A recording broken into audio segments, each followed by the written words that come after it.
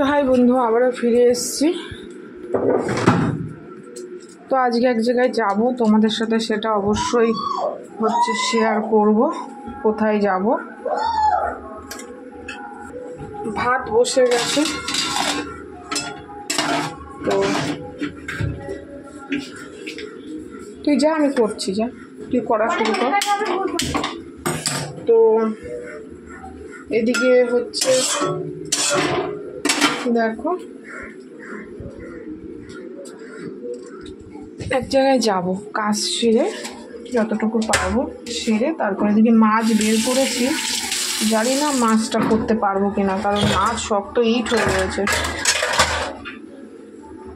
তো আজকে এই চাল কুমড়ো শাকটা করবো, তো চলো ভালো করে ধুয়ে নিই আগে। তো বন্ধু দেখো, আমি একটু ফোড়নে দিয়ে দিলাম। তো এখানে সবজিটা করে দিই। পুঁই শাক কোথায় পাবা? রেখে দাও। তো সব ফোড়ন কিন্তু ভাজা হয়ে গেছে, আমি এবার শাকটা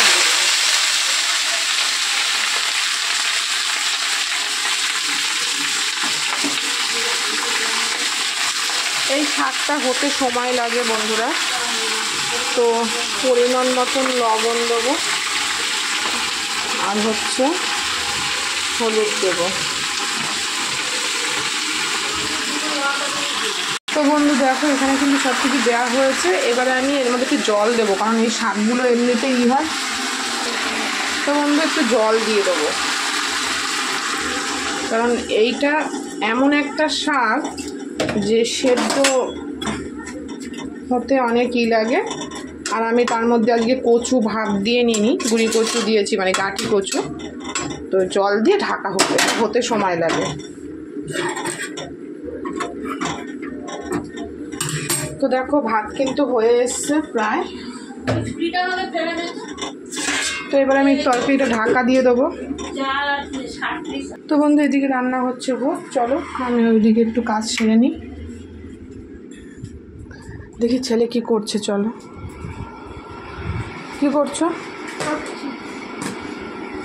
কালকে ছেলে হাত ছড়া, কালকে ছেলের ড্রয়িং পরীক্ষা।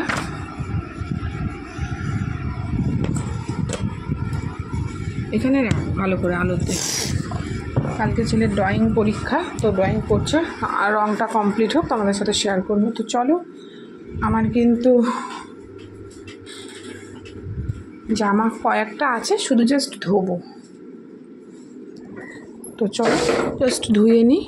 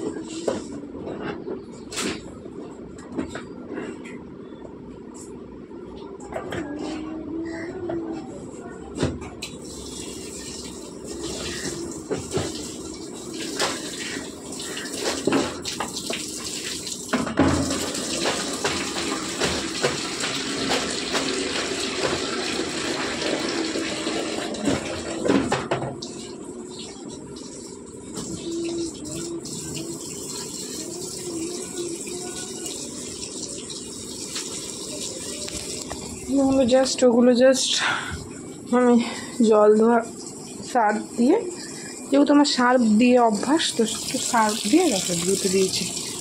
তো চলো জল হোক।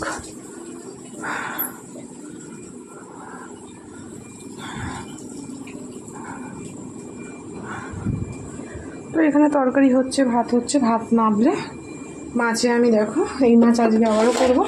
নুন হলুদ তেল মাখিয়ে রেখেছি।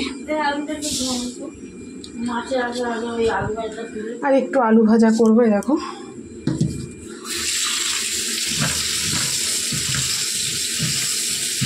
সকালে খাওয়ার জন্য।